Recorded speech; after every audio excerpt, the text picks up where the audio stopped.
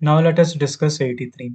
Which of the following is an amphoteric hydroxide? Among the following, which one is amphoteric hydroxide? We know the concept that metal hydroxides are basic in nature and non-metal hydroxides are acidic in nature. Now let us try to understand what do you meant by amphoteric.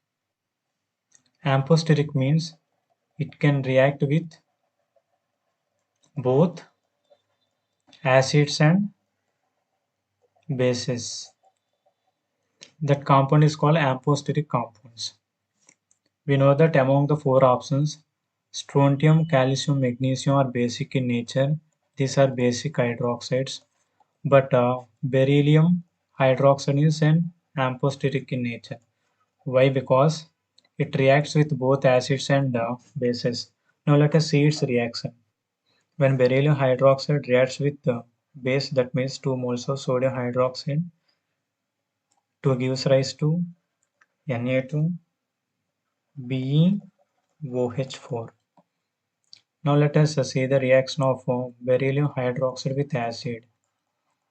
Beryllium hydroxide reacted with H2SO4, that means acid, to form barium sulfate plus water is produced.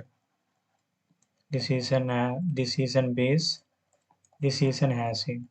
So beryllium hydroxide is an amphoteric in nature among the four options. So our answer is 4 is our correct answer.